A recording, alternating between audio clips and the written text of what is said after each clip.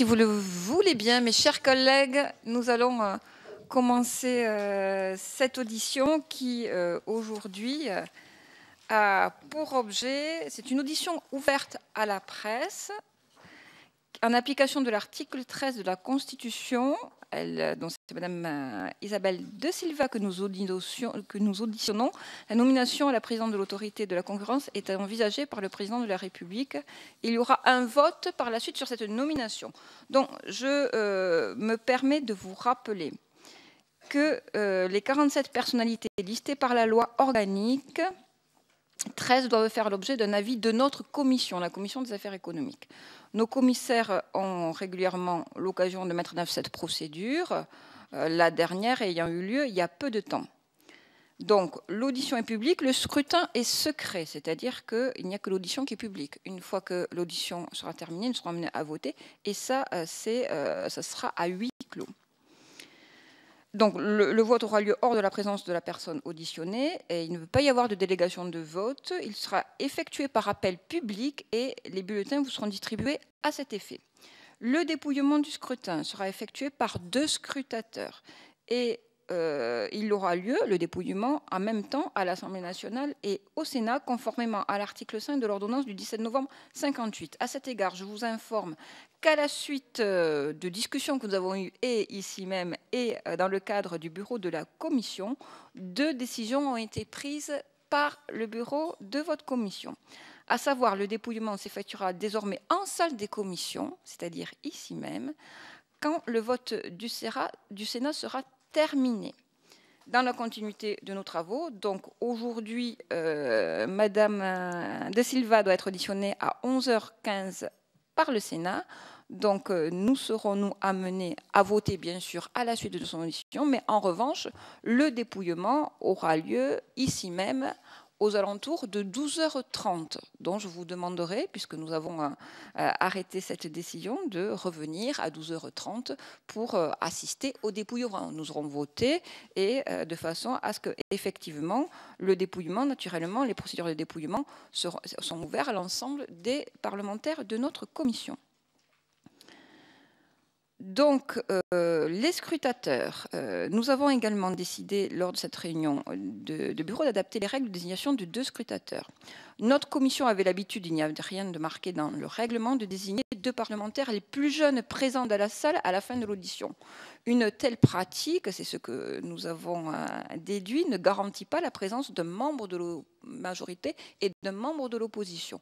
Donc désormais seront choisis le commissaire présent le plus jeune du groupe socialiste, écologiste et républicain et le commissaire le présent le plus jeune des groupes les républicains, ce qui permet d'avoir en présence 2 scrutateurs de la majorité et de l'opposition. Je vous rappelle enfin que conformément au dernier alinéa de l'article 13 de la Constitution, le président de la République ne peut procéder à une nomination lorsque l'addition des votes négatifs dans chaque commission compétente à l'Assemblée nationale et au Sénat représente au moins 3/5 des suffrages exprimés au sein des 2 commissions. Cette règle n'a pas changé.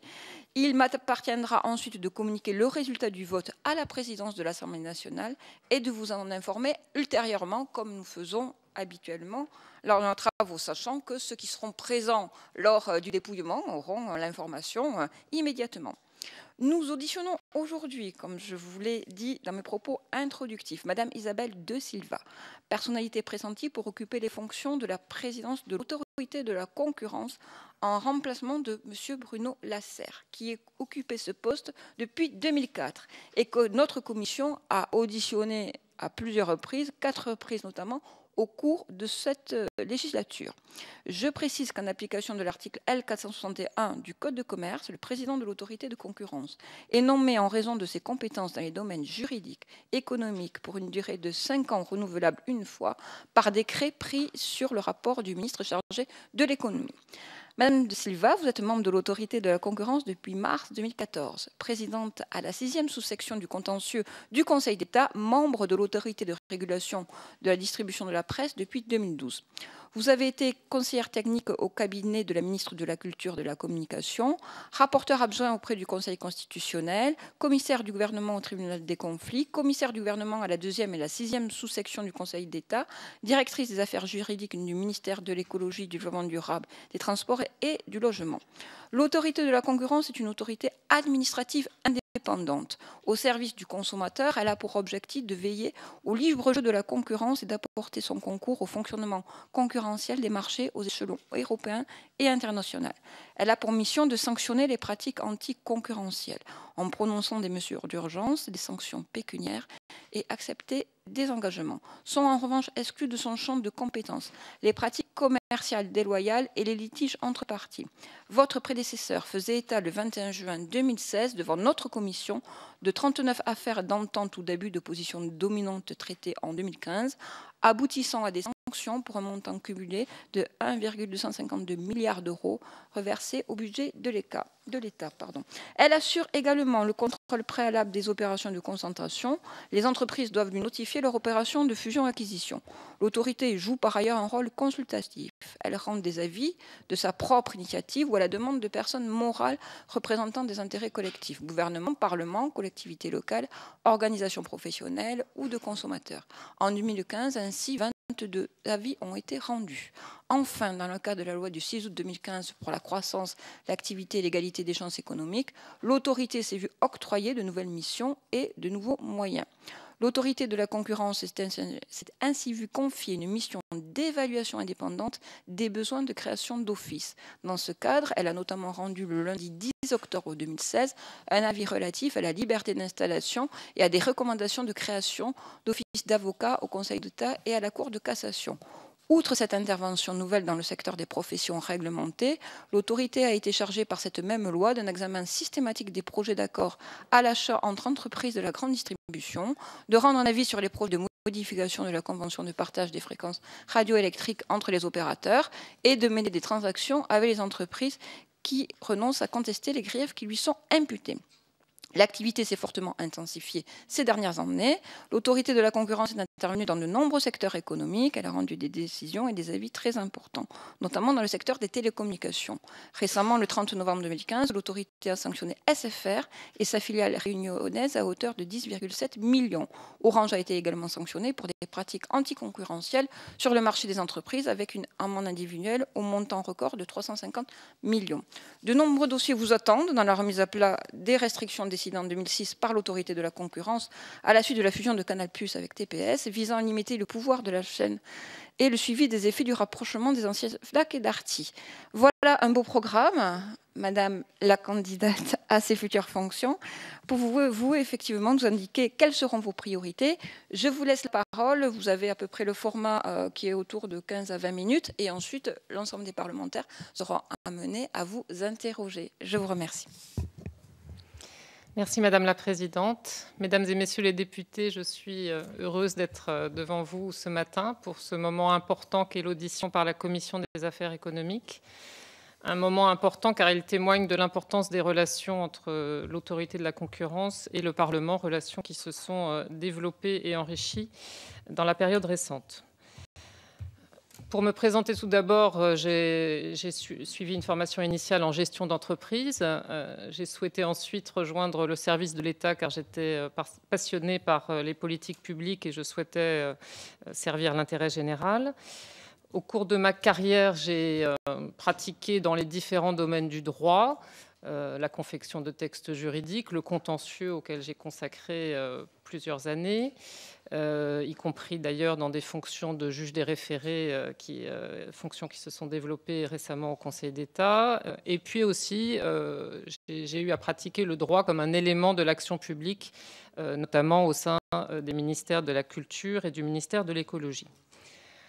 En dernier lieu, comme présidente de chambre au sein du Conseil d'État, j'avais la responsabilité d'une chambre spécialisée dans des contentieux tels que l'environnement, l'urbanisme, les professions réglementées, la justice et les contentieux financiers.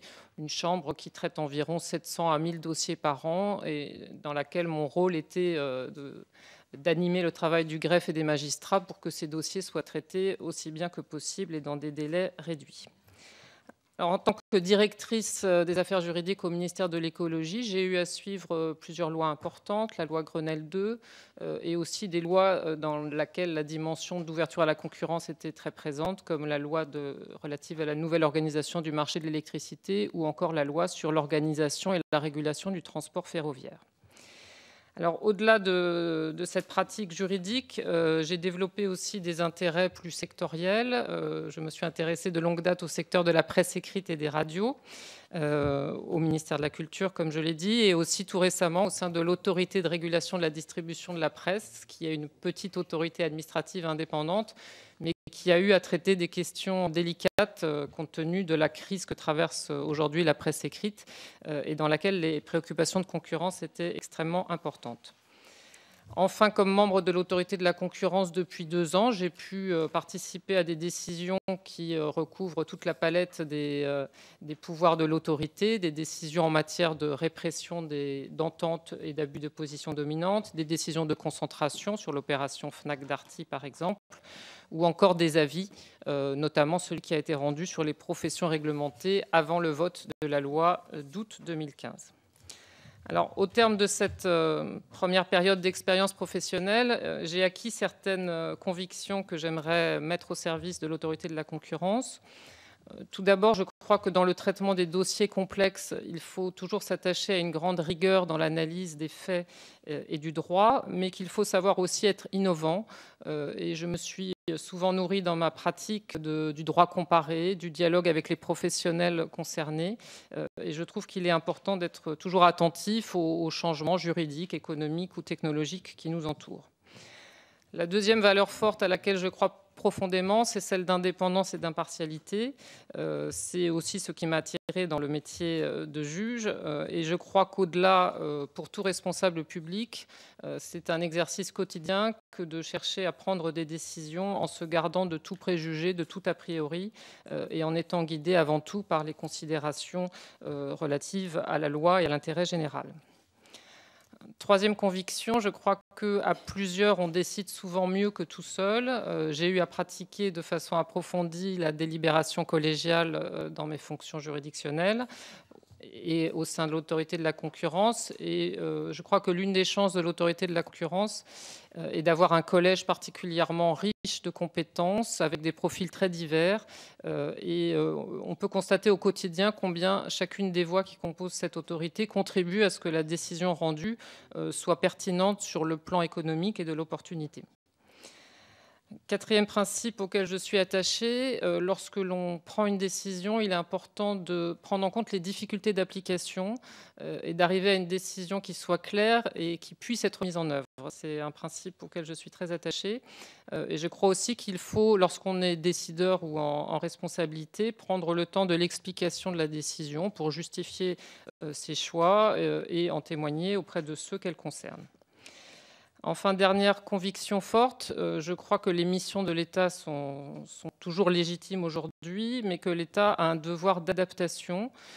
Alors, dans le monde des entreprises que je connais un petit peu, les entreprises sont en permanence soumises à des contraintes d'adaptation très rapides et dans lesquelles elles jouent souvent leur existence. Je crois aussi que l'État peut et doit se réformer en permanence pour s'interroger sur ses missions. Est-ce qu'elles sont toujours pertinentes et est-ce qu'il doit les exercer en changeant, le cas échéant, ses méthodes de travail? Alors, quelle est ma vision de la concurrence et du rôle que l'autorité doit occuper dans le paysage de la concurrence? Je crois profondément à la nécessité de la concurrence qui fixe des règles indispensables au bon fonctionnement du marché.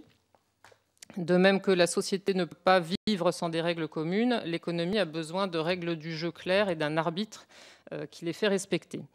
C'est la condition pour que chaque entreprise puisse être jugée selon ses mérites et pas en vertu d'avantages acquis. La concurrence n'est pas l'ennemi des entreprises. Parfois, les entreprises la perçoivent comme une contrainte, mais c'est aussi une opportunité pour elles de pouvoir s'adresser à un marché libre et non faussé. Je crois aussi que la concurrence a une autre vertu à laquelle je suis attachée, qui est de permettre à la société de se moderniser, d'aller vers de nouveaux métiers, des nouveaux produits, des nouveaux services. Et elle dégage, ce faisant, une valeur qui n'est pas strictement économique. Alors, La concurrence n'est pas le seul objectif des politiques publiques. Je crois que l'État doit en poursuivre bien d'autres, l'aménagement du territoire, la solidarité, le développement de l'industrie et de la recherche. Mais pour autant, la concurrence doit occuper une place importante parmi les priorités publiques, car c'est elle qui permet de libérer les énergies et d'empêcher la captation des marchés par les acteurs en place. Alors l'autorité de la concurrence, elle est dédiée à cette mission. Et si cette responsabilité m'est confiée, je souhaite préserver ses points forts, l'efficacité qui est aujourd'hui reconnue, qui a été en large part consacrée par le législateur qui a, au cours des années récentes, enrichi ses pouvoirs et qui lui a donné des nouvelles prérogatives, et qui a été aussi très largement façonnée par Bruno Lasserre, à qui je souhaite rendre hommage aujourd'hui pour tout ce qu'il a apporté à l'autorité. L'autorité est aujourd'hui bien connue, elle est visible. Peut-être peut-on encore agir pour faire partager cette culture de la concurrence. Je pense notamment aux PME qui ne connaissent pas toujours bien l'autorité et ce que l'autorité peut leur apporter en termes d'accès au marché ou de libération des contraintes auxquelles elles sont soumises. Alors pour passer en revue rapidement les grands champs d'action de l'autorité, s'agissant des dossiers de concentration, qui sont l'une des missions pour lesquelles l'autorité doit intervenir souvent et dans des délais assez contraints, je crois que l'autorité doit continuer à toujours prendre en compte de façon très attentive les spécificités du marché. C'est ce qu'elle fait notamment lorsqu'elle statue sur des rapprochements dans le secteur agricole. Et c'est ce qu'elle a fait encore récemment dans la décision qu'elle a prise sur le rapprochement entre Fnac et Darty, puisqu'à l'occasion de cette décision, elle a innové en prenant en compte pour la première fois en Europe le phénomène des ventes en ligne, parallèlement aux ventes physiques en magasin. Deuxième grand axe d'action de l'autorité, la répression des pratiques anticoncurrentielles. Je crois que l'autorité doit à cet égard préserver ses facultés d'investigation, continuer à travailler en bonne harmonie avec le ministère de l'économie qui lui transmet un certain nombre d'indications sur les enquêtes qu'il mène de son côté. Il y a souvent un point qui est évoqué lorsqu'on parle de l'aspect plus répressif de l'action de l'autorité, qui est celui des sanctions et des sanctions d'un montant important qui sont infligées par l'autorité. Madame la Présidente y faisait allusion à l'instant. Alors, ma conviction, c'est que des sanctions d'un montant important sont justifiées lorsque il y a eu un dommage à l'économie extrêmement important sur plusieurs années et que l'opérateur en a retiré des profits. Pour autant, et cette pratique est constante dans les années récentes, l'autorité prend en compte aussi les difficultés des entreprises et elle sait adapter la sanction qu'elle inflige, notamment lorsque l'entreprise peut être mise en difficulté, voire risquer de disparaître. Alors, je termine par le pouvoir d'avis et de recommandation de l'autorité. C'est une dimension qui a pris beaucoup de place depuis la réforme de 2009. Des sujets sont actuellement en cours d'étude à l'autorité, notamment une étude sectorielle sur les audioprothèses qui sera rendue publique à la fin de l'année. Je crois là aussi que le rôle de l'autorité est fondamental pour être un lieu de réflexion qui est ouvert à tous, qui permet de larges consultations des acteurs politiques, économiques et de la société. Et la période récente a montré, je trouve, à quel point l'autorité avait pu faire émerger des évolutions ou contribuer à ce qu'elle soit un petit peu dépassionnée. Je pense à la question des VTC qui était délicate, au développement du marché des autocars qui a été décidé par le législateur sur proposition de l'autorité. Et ce type de réforme me paraît particulièrement porteur d'avenir en ce qu'il permet de développer la croissance et les emplois. Ça c'est assez manifeste sur le secteur des autocars, mais aussi d'offrir des nouveaux services aux consommateurs pour des demandes de transport qui n'étaient pas adressées précédemment. Alors, sur le plan de l'action de l'autorité en matière européenne et internationale, celle-ci a pris une grande importance et je crois qu'il faut que l'autorité continue à investir ce domaine du réseau européen de la concurrence et du réseau mondial de la concurrence. C'est ce qui lui permettra notamment de traiter les sujets numériques pour lesquels j'aurai une attention toute particulière si ces fonctions me sont confiées, car je crois que l'autorité qui a été en pointe sur ces sujets doit continuer d'être très vigilante, très active, notamment sur le sujet des plateformes numériques, dont on sait aujourd'hui qu'elles structurent l'économie et qu'elles peuvent acquérir des positions fortes sur lesquelles il est difficile d'agir ensuite. Et ce qui a été réalisé l'année dernière sur les plateformes de réservation hôtelière me paraît un très beau succès, puisque dans le cadre d'une action conjointe entre la France, la Suède et l'Italie, les pratiques des plateformes de réservation hôtelière ont été modifiées ensuite à l'échelle de l'ensemble de l'espace économique européen. Donc c'est une façon d'agir qui permet d'être efficace, y compris face à des acteurs mondiaux. Alors, dans les domaines de vigilance de l'autorité pour les années à venir, il y aura toujours la grande distribution.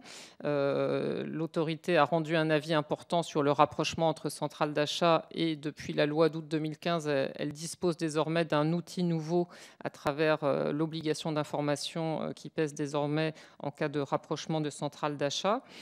Sur le sujet des concessions autoroutières, l'ARAFER dispose désormais également d'outils nouveaux sur lesquels l'autorité de la concurrence pourra porter un œil attentif. Et pour achever cette présentation générale, je crois que l'existence d'une autorité telle que l'autorité de la concurrence française est aussi un élément d'attractivité de l'économie française. Lorsque les entreprises s'interrogent sur l'implantation dans tel ou tel État, le fait qu'il y ait un système juridique et institutionnel qui protège les entreprises et qui protège des règles du jeu équitables est un élément important. Et c'est à ce titre que j'espère que dans les fonctions qui me seront peut-être confiées, je souhaite préserver l'efficacité de cet outil et lui permettre de traiter les défis qui se présentent à lui. Je vous remercie. Merci. Donc, nous allons passer à la parole aux députés. Nous commençons par Madame Annick Leloc pour le groupe SER. Oui, merci beaucoup, Madame la Présidente. 3 minutes, oui. Madame, l'autorité de la concurrence que vous souhaitez présider et que vous connaissez déjà très bien garantit le bon fonctionnement de la concurrence sur le marché. Elle est un acteur majeur de la vie économique et ses avis font très souvent l'objet de traductions législatives. Son activité est en pleine croissance, vous l'avez évoqué tout à l'heure. En 2015, elle a traité 47 saisines, 25 demandes d'avis et 16 autosaisines. C'est le gendarme de la concurrence, reconnu et efficace aujourd'hui. Elle exerce un pouvoir de contrôle et de sanction. Elle peut accorder aussi le bénéfice de la clémence. C'est un sujet important aux entreprises qui coopèrent en aidant à détecter donc l'existence d'ententes. Elle est la plus active des autorités nationales, enfin au niveau européen. Alors je souhaite vous poser 4 questions, Madame, très différentes l'une de l'autre. La première concerne la numérisation de l'économie et la prévalence de l'Internet. Sont des nouveaux enjeux et défis, vous l'avez également évoqué dans votre propos liminaire, pour la politique de concurrence. Les autorités françaises et allemandes ont procédé à une étude conjointe concernant le phénomène de big data et plus largement le rôle joué par la collecte dans le traitement des données. Dans la continuité de cette étude conjointe, l'autorité française vient de lancer une enquête sectorielle sur la publicité en ligne qui connaît de profonds bouleversements. N'y a-t-il pas, Madame, un travail beaucoup plus conséquent à mener au niveau européen entre les différentes autorités en matière de concurrence? Le réseau, tel qu'il fonctionne aujourd'hui, suffira-t-il? Ma deuxième question, l'autorité de la concurrence s'est prononcée sur le rapprochement des enseignes de la grande distribution. Vous l'avez également évoqué. Elle a formulé des propositions pour faciliter la démonstration de l'abus de dépendance économique, notamment. Alors, le problème est que les PME n'osent pas s'en servir par peur des représailles de la grande distribution. Et là, je cite votre prédécesseur, Monsieur Lasserre. Trouvez-vous cette situation acceptable? Plus généralement, ne pensez-vous pas que l'autorité devrait agir davantage pour maîtriser l'oligopsone de la grande distribution, pour rééquilibrer le rapport de force entre distributeurs et PME, par exemple? Alors, vous avez évoqué aussi, et j'en viens à ma troisième question, les nombreux dossiers qui sont sur la table de l'autorité, ceux de Canal+, Fnac, Darty, etc. Mais il y a un dossier actuellement qui est médiatisé, c'est celui des prothèses auditives qui concerne plusieurs millions de nos concitoyens. Pouvez-vous nous présenter brièvement un bilan d'étape de ce travail. Et enfin, ma quatrième question. Je préside, Madame, la CEPC, la Commission d'examen des pratiques commerciales, qui est placée auprès du ministre de l'Économie, qui travaille à développer les bonnes pratiques dans le champ des relations commerciales entre distributeurs et fournisseurs et veille à l'équilibre entre les différentes parties. Quel est votre avis sur cette commission et pensez-vous qu'il peut y avoir un jour prochain peut-être une certaine complémentarité ou collaboration au niveau des pratiques restrictives de concurrence? L'autorité de la concurrence peut saisir la CEPC, l'inverse n'est pas possible. Pensez-vous que cela eût été souhaitable? Je vous remercie. Merci, Monsieur Antoine Herth pour les Républicains. Oui, merci Madame la Présidente. Quelques questions, simplement, mes collègues compléteront. Vous avez parlé des actions à l'international de l'autorité de la concurrence. Est-ce que vous pourriez préciser comment vous concevez l'articulation entre l'autorité nationale française et le niveau européen, puisque l'Europe fixe également un certain nombre de cadres législatifs. D'autre part, l'Europe a pour mission de négocier des accords internationaux. Nous avions hier encore un débat sur l'accord Europe-Canada. Il y a des discussions sur le traité transatlantique avec les États-Unis. Donc, comment vous vous positionnez sur ces thématiques-là? Vous avez dit tout à l'heure que vous meniez des études sectorielles. Moi, j'aimerais vous interroger, non pas sur les études sectorielles, mais sur les relations que vous entretenez avec des associations de consommateurs. Est-ce que voilà, vous avez une relation de travail avec ces associations? Est-ce que ces associations vous guident, vous interpellent sur un certain nombre de sujets d'investigation? Est-ce que vous pourriez préciser ces sujets? Quant aux moyens de l'autorité, il me semble que vous disposez d'un budget, alors sous réserve de quelques 20 ou 21 millions d'euros. Comment voyez-vous la perspective pour les 5 prochaines années en matière de moyens dont devrait disposer l'autorité de la concurrence? Puis dernier sujet qui me tient le plus à cœur, c'est la question du secteur agricole. Ça ne surprendra personne, où on voit bien qu'avec la déconstruction des outils publics de régulation, d'intervention sur les marchés, la question de l'organisation des acteurs économiques, et notamment de la profession agricole, devient un élément essentiel pour garantir un rapport de discussion équilibré entre partenaires économiques, producteurs, transformateurs, distributeurs. Je me base sur un rapport qui est actuellement à l'étude dans une commission voisine, le rapport Guémard-Daniel.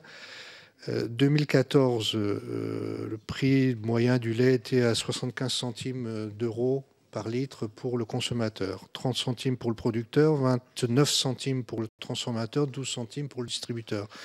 2015, 76 centimes pour le consommateur, 27 seulement pour le producteur, 32, donc plus 3 centimes pour le transformateur, 13 centimes pour le distributeur, plus 1 centime pour le distributeur. Donc sur cette photo, on voit bien que les organisations de producteurs qui devraient être dans un rapport de force équilibré pour discuter de la répartition de la valeur ajoutée ne le sont pas. Comment comptez-vous aborder ce sujet? Je sais que les producteurs ont très peur de l'autorité de la concurrence, ils ont peur de s'organiser, ils ont peur de jouer finalement un rôle de collectif. Comment voyez-vous les choses? Merci Madame la Présidente. Merci. Madame Janine Dubié pour le groupe de RDP. Oui, merci. Merci Madame la Présidente. Merci Madame De Silva. Nous avions l'habitude de recevoir régulièrement votre prédécesseur et c'était donc avec beaucoup d'intérêt que nous vous entendons sur les nombreux sujets traités par l'autorité de la concurrence et qui concernent notre commission. Lors de sa dernière audition par la commission, Bruno Lasserre nous avait notamment expliqué comment certaines réformes gouvernementales avaient été directement inspirées par les travaux de l'autorité de la concurrence. Je pense ici à la réforme des professions réglementées, au transport par autocar, au péage des autoroutes, mais encore à la proposition de notre collègue Abad sur l'abus de dépendance économique. Vous le savez, les prérogatives de l'autorité de la concurrence sont considérablement accrues sous l'impulsion de votre prédécesseur, à tel point que l'on pourrait se poser la question, et d'ailleurs c'était une question en débat hier soir, sur la place des autorités administratives indépendantes dans le paysage législatif. Alors, Madame, les missions de l'autorité de la concurrence ont été renforcées avec la loi Macron. Dans quelle mesure peut-on dire que cette réforme a permis d'augmenter l'efficacité procédurale de l'autorité? Avec 246 enquêtes ouvertes depuis 2004, l'autorité de la concurrence est la plus active des autorités nationales membres du réseau européen de concurrence. Comment envisagez-vous de travailler avec vos homologues européens? Je souhaiterais également vous interroger sur la question des plateformes en ligne, vous l'avez évoqué, qui sont largement développées ces dernières années. Nous sommes régulièrement sollicités dans nos permanences par les professionnels de l'hôtellerie qui sont durement impactés par la concurrence déloyale de ces plateformes. Envisagez-vous de mieux investiguer le domaine de l'économie numérique en vue d'uniformiser les règles auxquelles les différents acteurs sont soumis pour éviter certaines formes de concurrence déloyale? Enfin, je reviendrai sur le secteur du lait. L'été a été marqué par une forte opposition entre les éleveurs et le groupe Lactalis sur le prix du lait, manifestation qui se tenait dans le contexte de crise de surproduction laitière.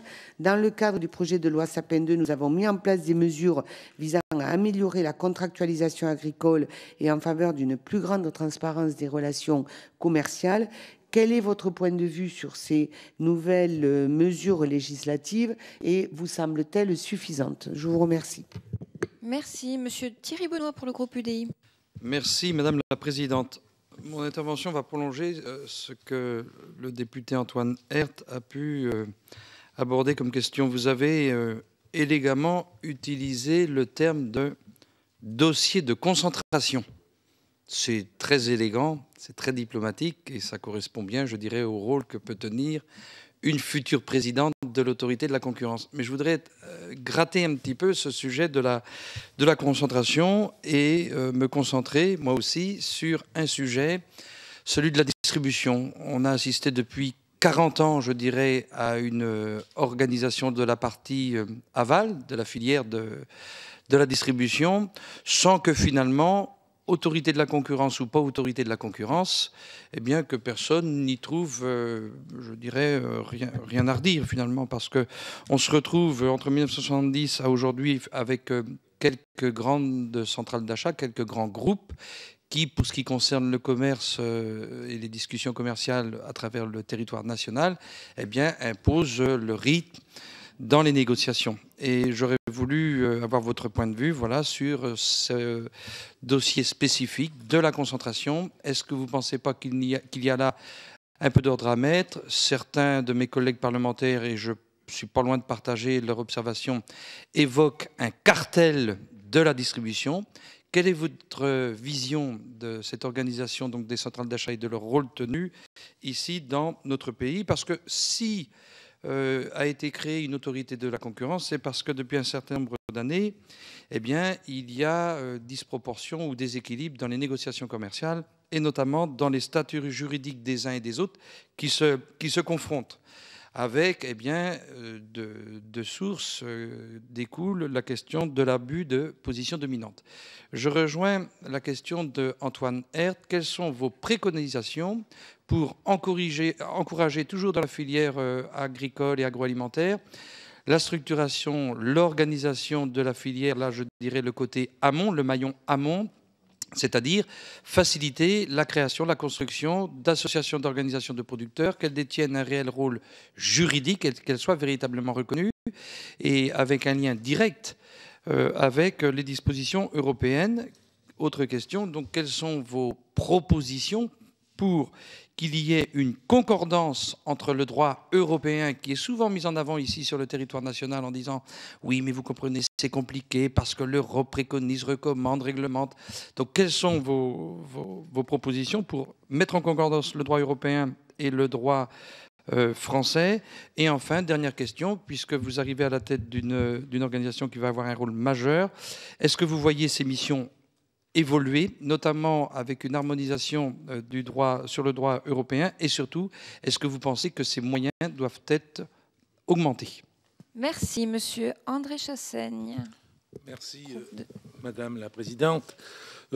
Madame de Silva, dans votre intervention, qui était très claire, hein, sur le rôle que vous donnez à l'autorité de la concurrence, vous avez bien évidemment expliqué qu'il s'agissait de réguler le fonctionnement de la concurrence, ce qui est dans la mission fondamentale de l'autorité de la concurrence, avec une discipline de la concurrence qui s'impose, et avec donc un rôle qui est rôle de gendarme en quelque sorte.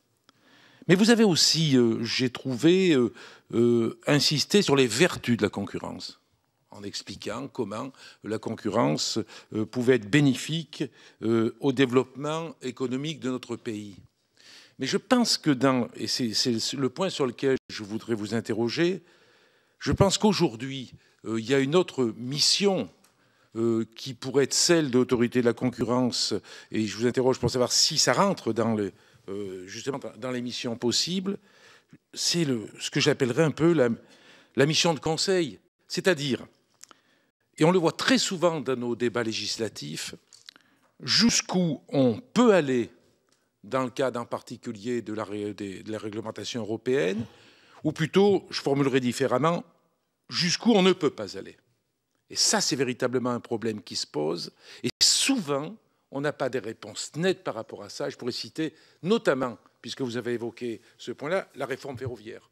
Et au niveau de la réforme ferroviaire, on est allé jusqu'au bout pour maintenir une forme d'unicité du système ferroviaire français, ou est-ce qu'on a été en quelque sorte un peu généreux en allant au-delà de ce qui pouvait être exigé au niveau du droit communautaire? Et cette question-là, elle se pose très très souvent. C'était soulevé pour l'agriculture. Et on a le sentiment qu'on est le nez contre la vitre, parce qu'on est attaché, on voit bien, et je pense qu'on le retrouve d'ailleurs sur les différents bancs. On l'a vu hier au soir dans un débat qu'on a eu sur le partage des relais de téléphonie mobile en termes de mutualisation. Est-ce que ce partage-là, qui était porté d'ailleurs par des libéraux, ce qui peut paraître quelquefois contradictoire, est-ce que ce partage-là est possible dans le cadre du droit communautaire, ou est-ce que véritablement ça porte atteinte au libre accès au marché et à la concurrence qui doit s'imposer entre les opérateurs? Deuxième exemple, quand le nom de ERDF a dû disparaître au profit d'Enedis, est-ce que véritablement c'était nécessaire, indispensable, au nom de la concurrence, qu'il y ait une telle distinction entre ERDF et EDF? Donc je pourrais citer de nombreux autres exemples, et le sentiment qu'on a, c'est qu'on n'a pas vraiment toutes les données pour limiter cette espèce de dérive libérale qui, à mon avis, dans beaucoup de secteurs, nous conduit à la perte. Merci. Donc nous allons passer maintenant aux interventions des parlementaires, des députés, pour 2 minutes maximum, car je vous rappelle, il faut laisser le temps à Madame de Silva de pouvoir nous répondre. Elle doit nous quitter à 11h. Nous commençons par Hervé Pelois. Oui, merci Madame la Présidente. Madame, votre prédécesseur Bruno Lasserre vantait la réussite du réseau européen de la concurrence. Vous en avez dit quelques mots en nous parlant du dossier des plateformes numériques. Cela nous semble très important à l'heure actuelle, où la menace de concentration via le numérique est prégnante. Il appelait également de ses voeux l'approfondissement et l'élargissement de la logique de réseau dans la mise en œuvre du droit de la concurrence. Comment se fait l'harmonisation procédurale en matière de lutte contre les pratiques concurrentielles au niveau communautaire? Où en est l'élargissement du champ de la coopération, notamment concernant le contrôle des concentrations? Et quels axes permettront, selon vous, de renforcer l'efficacité des règles de droit de la concurrence au sein de l'Union européenne? Je vous remercie. Merci pour votre efficacité. Madame Laure de la Raudière. Oui, merci Madame la Présidente, et merci pour votre exposé très clair. Madame, moi j'ai une question concernant l'économie numérique, sur des sujets dont on parle très souvent. Vous savez, l'économie numérique fait naître de nouveaux acteurs dont le modèle économique repose sur le fait qu'il préempte finalement une position de référence et une position de référence mondiale, quasi monopolistique de fait sur un marché. On le voit avec Google, avec Facebook, avec beaucoup d'Américains, YouTube, Booking, donc dans tous les secteurs d'activité, mais c'est aussi l'ambition de certains de nos acteurs à nous en France, par exemple Blablacar dans le domaine du covoiturage. C'est aussi plus pratique pour le consommateur et en même temps, ça crée des barrières à l'entrée quasiment infranchissables pour les nouveaux entrants. Donc ma question, c'est quel sera le message de l'autorité de la concurrence sur ce sujet-là en France? Quel niveau voyez-vous en France ou en Europe pour réguler ce genre de situation, sachant que très très régulièrement dans nos débats législatifs s'invitent des amendements pour amener une régulation franco-française sur ce sujet? Merci Madame de la Rodière. Madame Michèle Bonneton. Merci Madame la Présidente.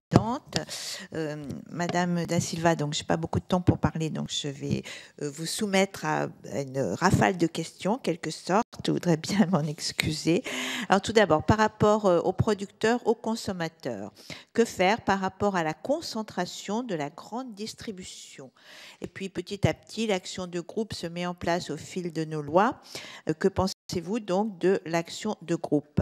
Deuxième point, le marché libre et non faussé vous paraît-il suffisant pour que l'économie fonctionne bien? Je prendrai évidemment l'exemple du domaine agricole. Ça a été développé pour le lait, mais également pour la viande.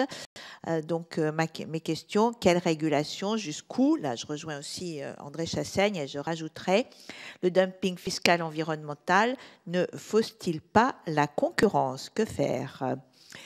Autre question, pour vous, comment concevez-vous l'indépendance de l'autorité, ce qui est extrêmement important, mais néanmoins, dans le système dans lequel nous vivons, pas du tout évident a priori. Dernier point, les compétences de l'autorité de la concurrence sont très importantes et très diversifiées. Pensez-vous que pour une meilleure efficacité, donc ces compétences, votre champ d'investigation, les moyens du juridique, devraient-ils être enrichis? C'est-à-dire que nous, législateurs, devons-nous aller dans le sens de vous donner plus de compétences, plus de moyens juridiques? Quant aux moyens matériels et humains, évidemment, ça fait partie de la question, mais ça a déjà été évoqué. Je voudrais terminer en rendant hommage à Monsieur Lasserre, qui a fait un travail remarquable. Merci. Merci, Monsieur Jean-Claude Mathis. Madame, merci pour votre exposé préliminaire. Bruno Lasserre a déclaré récemment donc quitter la présidence de la Haute Autorité avec une grande fierté pour ce qui a été accompli. Il a notamment indiqué « Nous avons fait bouger les choses et bousculer l'ordre établi. Nous avons été un vivier de réformes. En 12 ans de présidence, de nombreux champs nouveaux ont fait leur apparition dans des dossiers à examiner, comme celui des nouvelles technologies. Et ainsi, l'autorité de la concurrence a été la première dans le monde à enquêter sur Google, notamment. Alors, avez-vous, comme Bruno Lasserre, l'envie de révolutionner la concurrence ? Quel rôle essentiel doit jouer la concurrence pour soutenir le développement économique? Et quels sont les premiers défis pour lesquels vous aimeriez débuter votre présidence? Vous avez notamment évoqué le numérique. Pourriez-vous nous en dire plus? Merci. Merci, Monsieur Jean-Luc Laurent. Merci, Madame la Présidente. Je voudrais vous interroger, Madame, sur l'évolution nécessaire du rôle de l'autorité, son dimensionnement pour réguler, voire lutter contre les entreprises transnationales et parfois supranationales. Cela pourrait concerner ainsi également l'articulation avec la DGCCRF, que votre action complète utilement, enfin que l'action de l'autorité complète utilement, ou dans la répartition des rôles qui pourraient être envisagés dans des abus de position dominante des ententes commerciales. En 2015, le rapport de l'autorité qui nous avait été présenté avait souligné qu'un nombre croissant d'affaires transmises par la DGCCRF ne sont pas retenues en raison d'investigations nombreuses et lourdes en différents points du territoire. N'y a-t-il pas des doublons dans les attributions et les compétences entre l'autorité et la DGCCRF? Quelle répartition opérer? Enfin, Une autre question prospective, celle-là, qui concerne le numérique et la capacité de l'autorité de la concurrence dans un secteur économique où un monopole se crée, je pense tout particulièrement à Google, sans qu'une concurrence ne puisse émerger. Quelles possibilités d'action avons-nous et quelles possibilités d'action pensez-vous avoir? Merci. Monsieur Éric Stroman.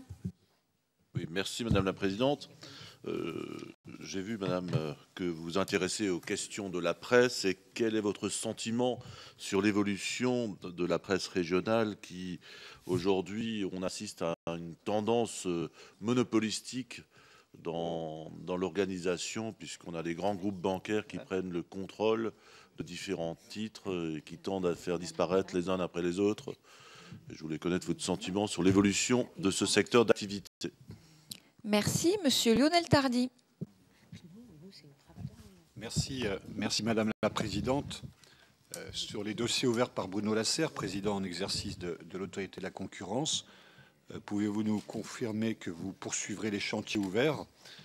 Bruno Lasserre a notamment mis l'accent sur le numérique. Je pense notamment aux clauses tarifaires de Booking ou encore la publicité en ligne. Sur les moyens, qui est un sujet récurrent concernant l'autorité de la concurrence, compte tenu des textes adoptés et en cours, la loi Sapin 2 par exemple, qui vous attribue sans arrêt de nouvelles prérogatives, êtes-vous optimiste sur les moyens qui sont alloués à l'autorité de la concurrence? Comptez-vous, comme le faisait Monsieur Lasserre, lancer des alertes franches si les moyens budgétaires n'étaient pas en adéquation avec vos missions, ce qui arrive régulièrement dans le cas des autorités administratives indépendantes? Merci. Monsieur Laurent First. Merci Madame la Présidente. Je me permets de vous poser une question en m'excusant de ne pouvoir entendre la réponse, mais je l'écouterai plus tard. Nous avons une réunion du groupe Arctique dans quelques minutes. Je voulais vous poser une question qui a déjà été évoquée sur les centrales d'achat. En quelques mois, se sont constituées 4 centrales d'achat. Enfin, 2 groupements se sont constitués. Donc il y a aujourd'hui Carrefour Cora, Auchan Super U, Casino Intermarché et Leclerc tout seul qui font tous les 4 centrales d'achat entre 20 et 25% de part de marché de la distribution agroalimentaire en France. C'est absolument considérable.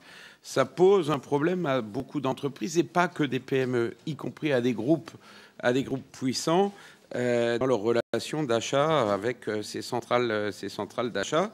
Et ça pose des problèmes d'ailleurs pour le maintien de l'activité économique et de l'activité de production en France et notamment indirectement sur les filières agricoles. J'aimerais vous solliciter là-dessus pour savoir simplement si l'État, si la puissance publique a possibilité de protéger la production française, a possibilité de créer les conditions d'une survie pour l'industrie agroalimentaire dans une situation qui est particulièrement complexe et particulièrement difficile, alors qu'une grande partie des négociations commerciales entre ces entreprises et centrales d'achat ne se passe pas sur le territoire français, mais principalement en Suisse et à Genève plus particulièrement, et alors que la modalité des contrats sont particulièrement complexes avec des marges arrière, avec des opérations commerciales qui sont financées dont on ne connaît pas la totale réalité. Je voudrais vous savoir, c'est un enjeu fondamental parce que derrière, le nombre d'emplois se chiffre en dizaines et en dizaines de milliers d'emplois de nos concitoyens, et c'est véritablement, est-ce qu'il y a moyen de faire quelque chose face à une telle concentration pour recréer des conditions d'équilibre entre les entreprises et les centrales d'achat. Merci. Monsieur Michel Sordi, notre dernier intervenant. Merci Madame la Présidente. Alors moi je vais faire un peu l'avocat du diable. Des fois j'ai le sentiment qu'on veut laver dans notre pays, mais en Europe aussi, plus blanc que blanc. Et on voit des impositions faites à des entreprises de céder des actifs. Je voudrais savoir comment on se situe par rapport à nos collègues américains qui n'ont peut-être pas tout à fait la même approche que nous. Merci. Merci. Madame de Silva, une trentaine de minutes pour répondre à toutes ces interrogations. Je vous remercie. Alors peut-être pour parler tout d'abord des sujets relatifs à l'organisation interne de l'autorité et à ses pouvoirs. Vous avez évoqué la clémence pour les entreprises qui coopèrent. C'est une procédure extrêmement importante puisqu'elle permet de déceler notamment des ententes et des cartels qu'il serait extrêmement difficile de déceler sans cette procédure, notamment dans une affaire qui a conduit à une sanction particulièrement importante en matière de messagerie. Dans différentes affaires, la clémence a permis de déceler ces pratiques restrictives de concurrence. Alors, on n'en a pas beaucoup parlé ce matin, mais il y a une nouvelle procédure aussi issue de la loi d'août 2015 qui est la transaction. Et je crois que ce sera un élément utile pour que l'autorité puisse continuer à faire face à ses missions. Alors, je souhaiterais faire peut-être une réponse groupée aux différentes questions qui ont porté sur les moyens budgétaires et humains de l'autorité. Je ne vous cache pas que ce sera une préoccupation très ferme de ma part, car l'autorité ne doit pas être victime de son succès. C'est vrai qu'on lui a fait confiance et on lui a confié encore tout récemment des prérogatives nouvelles importantes et qui sont lourdes en termes d'instruction, notamment le sujet des professions réglementées qui a conduit l'autorité à créer un service dédié et à faire des recrutements, demande une instruction très approfondie pour définir les cartographies et se prononcer sur les tarifs de ces professions. Un autre élément de préoccupation, c'est le fait que l'autorité fait face à des moyens extrêmement importants de la part des entreprises qui sont mises en cause, qui ont des moyens considérables pour assurer leur défense contentieuse. Et parfois, les moyens de l'autorité peuvent sembler limités face à ces mastodontes financiers. Donc, comptez sur moi pour appeler l'attention du Parlement si j'estime que les moyens budgétaires sont insuffisants. Un effort a déjà été fait sur les 2 exercices budgétaires qui devrait permettre de faire face aux nouvelles missions, mais je ne vous cache pas que ce ne sera peut-être pas facile. Et je serai de mon côté aussi attentive à envisager des réformes qui pourraient nous donner des moyens supplémentaires ou des façons de traiter différemment les dossiers dont nous avons la charge, si j'estime qu'il est nécessaire d'en passer par des innovations législatives. Alors, s'agissant des questions du numérique, je crois vraiment que l'autorité a été leader sur ce sujet et qu'il faut rester très présent. Est-ce que le droit existant et est-ce qu'une autorité nationale peuvent faire face à ce défi ? C'est une interrogation. Certains considèrent que les nouveaux géants de l'Internet sont bien plus puissants que les États nationaux. Donc une autorité nationale, on peut se demander si elle a vraiment les moyens de faire face à tel ou tel acteur que je ne mentionnerai pas, mais vous saurez lire entre les lignes. Alors, le réseau européen est vraiment une force et je suis ravi que vous ayez mentionné l'étude sur le big data qui a été réalisée avec l'autorité allemande, car je crois que face à ces défis, il faut que les autorités nationales marchent et œuvrent de concert. Cette étude est extrêmement intéressante car elle fait la carte un peu des risques de concurrence et des enjeux économiques liés au big data qui d'ailleurs ne concernent pas seulement les acteurs numériques mais toute une série de secteurs financiers ou industriels. Et cela va nous donner des clés d'analyse extrêmement fortes pour traiter ces sujets. Je crois aussi que sur certains dossiers, peut-être que la Commission va choisir d'agir et s'appuyer sur les autorités nationales, puisqu'il arrive qu'elles nous demandent de réaliser des investigations pour nourrir ses propres dossiers contentieux. La Commission et la Directrice générale de la concurrence sont très mobilisées sur ces sujets et j'entends les rencontrer très prochainement pour trouver des dossiers prioritaires qui peuvent être traités et montrer la détermination à ne pas laisser des plateformes ou des acteurs numériques bloquer complètement un marché et verrouiller l'accès à telle ou telle infrastructure essentielle pour l'économie. Donc je serai extrêmement vigilante sur ce point. Sur les centrales d'achat et plus généralement sur la grande distribution. L'autorité est très présente sur ces questions.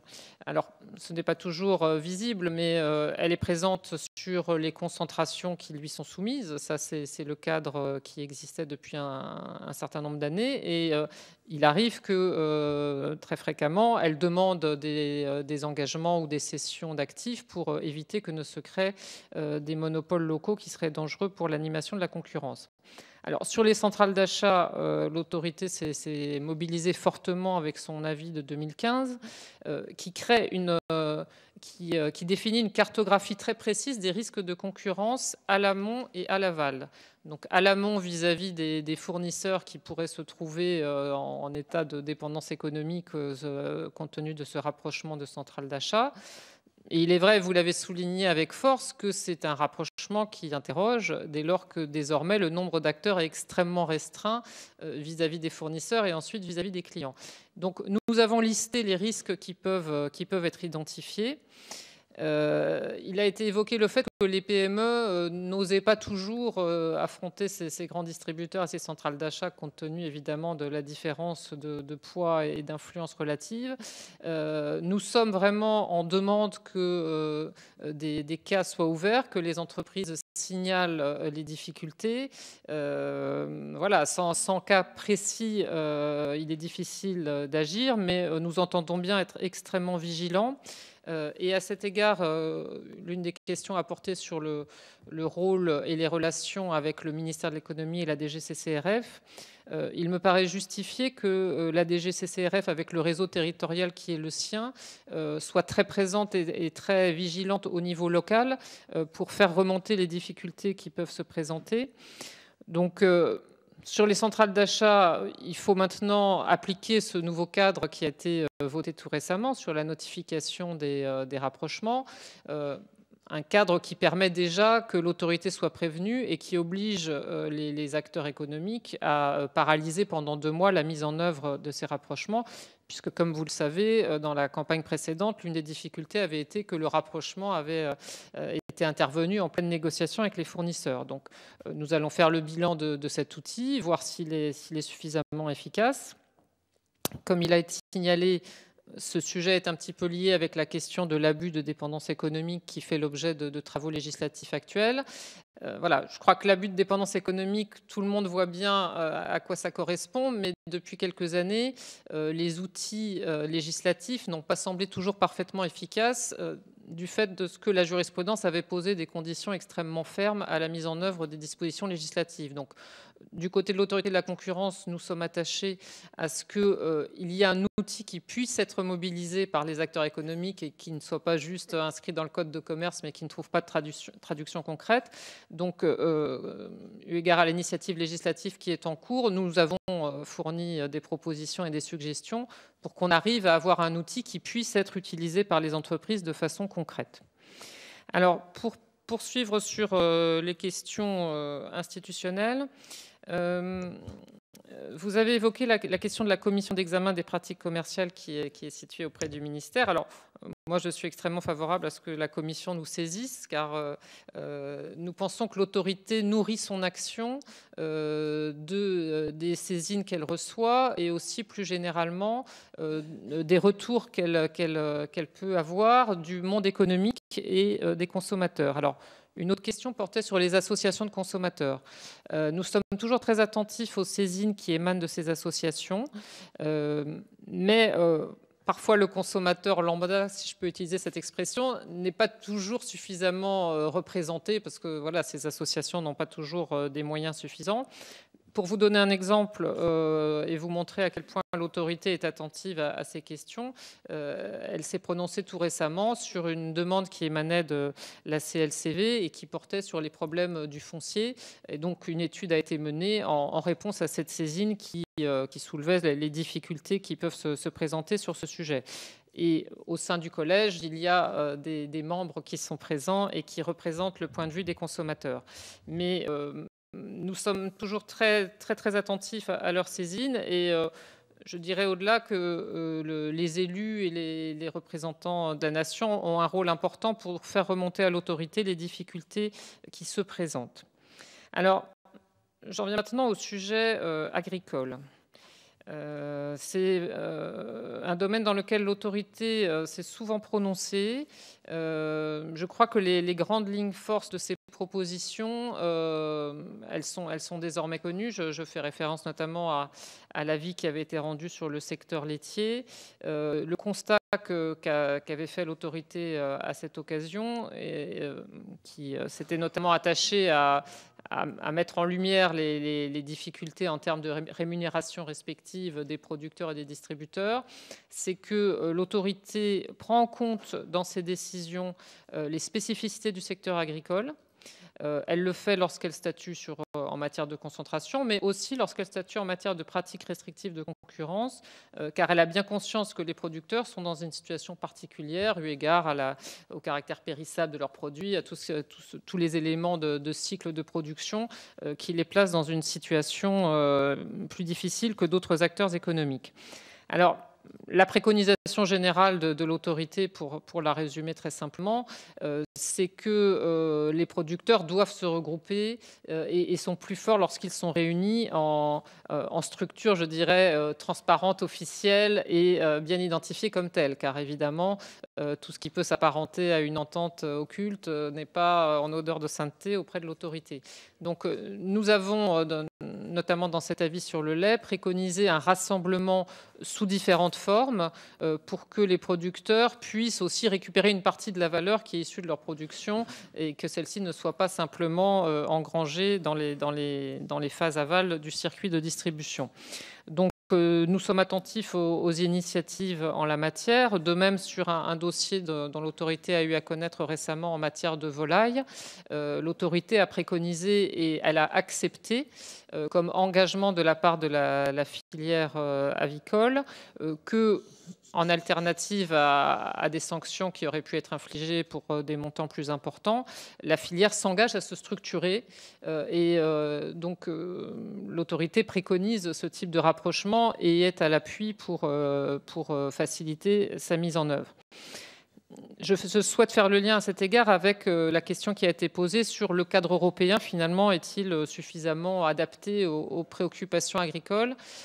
Et je tiens à rappeler que l'autorité a œuvré pour que, au niveau de la Commission européenne, il y ait une meilleure prise en compte des spécificités agricoles et que certaines contraintes qui pouvaient s'avérer inadaptées en matière agricole soient desserrées précisément pour faciliter les formes d'organisation de marché qui permettent de rééquilibrer quelque peu les déséquilibres constatés dans ce secteur. Alors, une question a été posée également sur l'articulation entre les autorités nationales et le réseau européen. Est-ce qu'on est arrivé à un équilibre satisfaisant ? Alors aujourd'hui, le réseau européen de concurrence est en place depuis une douzaine d'années.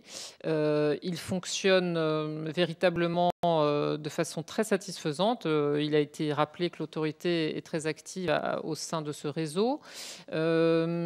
Je crois qu'on va rentrer maintenant dans une nouvelle phase qui, du point de vue de l'autorité française, va plutôt consister à mettre à niveau d'autres autorités nationales que l'autorité française. En effet, la Commission considère que certaines autres autorités nationales n'ont pas des pouvoirs suffisamment effectifs et ne sont pas dotées de capacités suffisamment dissuasives. Donc un projet qui pourrait se traduire par une directive est actuellement en cours pour que la Commission définisse une forme de socle commun pour que toutes les autorités européennes soient, si je puis dire, aussi efficaces que l'autorité française, puisqu'a priori, l'autorité française est déjà considérée comme étant au niveau en termes d'efficacité de son action. Donc l'autorité française participera bien sûr à cet exercice de réflexion et d'élaboration de normes, et elle continuera par ailleurs ces échanges très concrets et quotidiens. Alors, je trouve qu'il faut rappeler à cet égard que le système européen de concurrence me paraît devoir aussi être célébré en ce qu'il met en œuvre une réelle subsidiarité, puisque, comme vous le savez, la Commission européenne peut sous-traiter à l'autorité nationale des affaires qui pourraient relever de son domaine, et elle le fait particulièrement souvent en ce qui concerne la France, puisqu'on peut dire qu'elle a confiance dans l'autorité française. Et je trouve que c'est un élément important que le droit européen puisse aussi être appliqué au niveau local et pas seulement au profit d'instances supranationales telles que la Commission européenne. Et les relations de travail sont très confiantes dans ces questions. Je crois que sur ce point, on peut s'en féliciter. Une question a été posée notamment par Madame Dubié sur la place particulière des autorités administratives indépendantes dans le paysage législatif, notamment au regard de la loi croissance-activité. Je crois que l'autorité de la concurrence a montré que le statut d'autorité administrative indépendante, qui n'est pas une fin en soi, s'avérait en tout cas très adapté pour cette prérogative particulière. Alors, ça ne veut pas dire que l'autorité n'est pas comptable de son action devant le Parlement et au regard de la loi qu'il a créée. Mais pour répondre à la question qui a été posée sur l'indépendance de cette autorité, est-elle réelle ? Alors, je crois que cette indépendance, elle est largement garantie par les textes qui régissent l'autorité, qui lui imposent une structuration très nette de son activité avec le rôle respectif du rapporteur général et du collège. Je crois aussi que dans les nominations qui ont été effectuées au sein du collège, on voit que toutes les qualités et compétences diverses ont été recherchées pour qu'il y ait aussi des points de vue divers qui soient présentés au sein du collège. Donc ce n'est pas une autorité monocolore, au contraire c'est une autorité qui comporte des membres qui connaissent bien l'économie et qui ont une connaissance concrète de ces questions. Donc je crois que en tant qu'autorité administrative indépendante, l'autorité a montré qu'elle répondait à un modèle pertinent.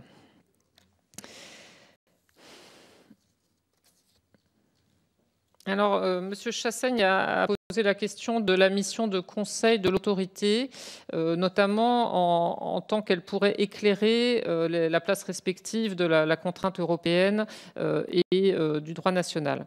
Alors, je crois que dans les différents mouvements de réforme qui ont procédé à une ouverture à la concurrence de différents secteurs, il était important aussi de rappeler qu'il y avait une part de ces réformes qui correspondait à la mise en œuvre du droit européen, donc si on peut dire qui était sous la contrainte du droit européen, et puis il y avait aussi des choix nationaux. Et alors c'est quelque chose qui est parfois difficile à faire comprendre, mais il me semble qu'il est important que les citoyens aient la conscience de ce qui relève du mouvement européen d'harmonisation et d'ouverture à la concurrence, mais aussi ce qui relève du choix national. Et dans les différents domaines, il y a un certain nombre de sujets où des choix ont été faits, que ce soit en matière ferroviaire ou d'énergie. Et l'autorité, d'ailleurs, a eu à se prononcer sur ces différentes questions. Il est arrivé qu'elle préconise des solutions différentes de celles qui étaient retenues, mais je crois qu'elle était dans son rôle, puisque son souci était, notamment en matière ferroviaire, que l'ouverture à la concurrence se traduise effectivement en actes par l'émergence de nouveaux acteurs. Et je crois qu'on peut dire que l'autorité est souvent saisie de ce type d'interrogation et elle recherche toujours, dans ses avis, à être très pédagogique sur les constats, être le plus objectif possible sur les constats qu'elle fait et séparer nettement les propositions qui relèvent de son analyse particulière. Je souhaiterais revenir un moment sur la question des acteurs numériques. Quelles peuvent être les actions menées à cet égard? Alors, dans les sujets de vigilance, il y a bien évidemment la question des ventes en ligne. L'autorité a eu à se prononcer l'année dernière sur la question des ventes en ligne des billets de train. Elle était saisie par des petits acteurs qui estimaient que la SNCF n'offrait pas une place suffisante ou des garanties suffisantes d'accès aux informations pour qu'eux-mêmes puissent développer des ventes de billets de train. Et l'exemple de cette affaire qui s'est traduit par des engagements de la SNCF montre qu'on peut, sur des sujets très ciblés, lorsque l'autorité est saisie par les acteurs qui s'estiment victimes de pratiques anticoncurrentielles, on peut aboutir rapidement à des changements effectifs. la part des engagements, qui est maintenant l'un des outils que l'autorité utilise très fréquemment plutôt que la sanction, permet immédiatement d'aboutir à un changement des pratiques, et notamment sur les questions de vente en ligne, c'est souvent bien plus efficace que d'aller, par exemple, vers des sanctions financières.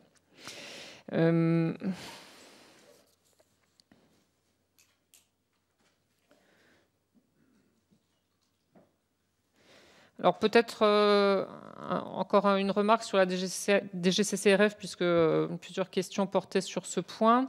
Est-ce que l'articulation avec la DGCCRF doit être revue? Est-ce que l'articulation est suffisante s'agissant de la répartition des affaires? Alors, vous avez sans doute en tête que lorsque l'autorité a été restructurée en 2009, certains avaient estimé que la réforme n'était pas aboutie du fait de ce partage des rôles avec le ministère. Alors, ce que je peux dire après l'avoir constaté, c'est que le partage des rôles fonctionne bien aujourd'hui. Le ministère est dans son rôle, il a un pouvoir d'évocation dont il fait un usage mesuré dans différentes affaires. Il fait remonter à l'autorité ses propositions d'enquête et d'investigation. Et il y a quelque chose dont l'autorité ne dispose pas aujourd'hui, c'est du réseau territorial. Et de ce point de vue-là, la présence sur tout le territoire d'agents de la DGCCRF qui peuvent constater des pratiques restrictives de concurrence est une grande chance du système français. Et je crois que c'est une chance que nous ayons ces remontées d'indices qui viennent du terrain, car l'autorité seule ne disposerait pas de ce réseau territorial. Par ailleurs, la répartition des rôles entre l'autorité et la DGCCRF est désormais assez bien calée, c'est-à-dire que l'autorité ne se saisit d'affaires ou d'investigations que lorsqu'elle estime qu'il y a une question de principe qui n'a pas encore été traitée par sa pratique décisionnelle et pour lequel il est important que ce soit l'autorité qui se prononce, car le cas pourrait éventuellement donner lieu à des transpositions sur tout le territoire. En revanche, lorsque le ministère a relevé des indices qui peuvent conduire au constat de pratiques anticoncurrentielles de niveau local et que la pratique décisionnelle et la jurisprudence sur ces pratiques est bien établie, l'autorité décide de laisser la DGCCRF poursuivre l'investigation sans se saisir du dossier. Donc, je dirais que sur le plan de la répartition des rôles entre le ministère et l'autorité, le système fonctionne bien aujourd'hui. Alors, évidemment, on peut réfléchir à d'autres systèmes, mais à ce stade, je n'ai pas de point de vue sur le sujet. Et bien sûr, si je suis nommée, j'en discuterai avec la directrice générale de la concurrence et le ministère pour voir si elle a des réflexions à mener à cet égard. Alors, une question a été posée sur, plus ciblée de la question de M. Tardy, sur les clauses tarifaires des plateformes de réservation hôtelière et la publicité en ligne. Où en est ce dossier? Alors, s'agissant de la mise en œuvre de la décision qui a été rendue sur les plateformes de réservation hôtelière, l'autorité est très vigilante sur le suivi de ces décisions. Comme vous le savez, cette affaire est née de ce que les hôteliers s'estimaient extrêmement pénalisés par les conditions de vente de leurs chambres d'hôtel, puisqu'ils pouvaient se retrouver avec des chambres d'hôtel qu'ils ne pouvaient pas vendre moins cher que sur le tarif qui figurait dans la plateforme. Et aussi bien l'autorité va suivre de près la mise en œuvre de ces engagements pris par les plateformes de réservation hôtelière, mais il y a même en ce moment une étude au niveau européen sur ces questions pour déterminer finalement si les changements de pratiques qui ont été acceptés par Booking se sont traduits par une amélioration du point de vue des hôteliers. Et donc, bien sûr, nous serons très attentifs à la mise en œuvre effective de ces engagements pour nous assurer que les contraintes que nous avions jugées injustifiées ont été effectivement levées au bénéfice des hôteliers.